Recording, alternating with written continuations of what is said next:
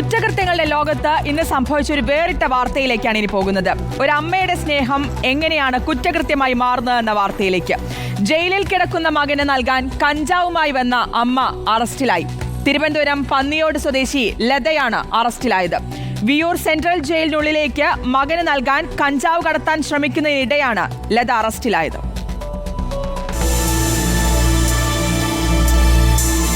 തിരുവനന്തപുരം കാട്ടാക്കട പന്നിയോട് കുന്നിൽ വീട്ടിൽ ലത എന്ന സ്ത്രീയെയാണ് Kolazhy excise range inspector നിതിനും സംഘവും ചേർന്ന് പിടികൂടിയത്.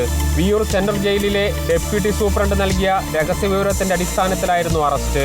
കാപ്പ നിയമപ്രകാരം ജയിലിൽ കഴിയുന്ന തിരുവനന്തപുരം സ്വദേശിയായ ഹരികൃഷ്ണൻ എന്ന പ്രതിയുടെ അമ്മയായ ലത മകന് ജയിലിനുള്ളിൽ കഞ്ചാവ് നൽകാൻ വരുന്നുണ്ടെന്ന രഹസ്യവിവരം എക്സൈസിന് ലഭിച്ചു.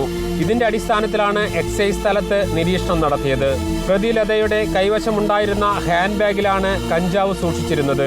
ജയിലിനുള്ളിൽ കിടക്കുന്ന പ്രതികൾക്ക് മയക്കുമരുന്നുകൾ എത്തിക്കാൻ സ്ത്രീകളെ ഉപയോഗിക്കുന്നത് പതിവായ സാഹചര്യത്തിലാണ് പരിശോധന കർശനമാക്കിയിരുന്നത്. ശരീരത്തിൽ ഒളിപ്പിച്ചും മയക്കുമരുന്ന് കടത്താൻ ശ്രമിക്കാറുണ്ട്. ഇവിടെ 80 ഗ്രാം കഞ്ചാവാണ് ലതയിൽ നിന്നും കണ്ടെടുത്തത്.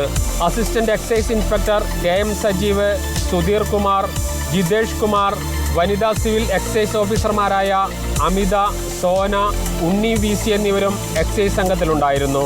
റിപ്പോർട്ടർ, തൃശൂർ.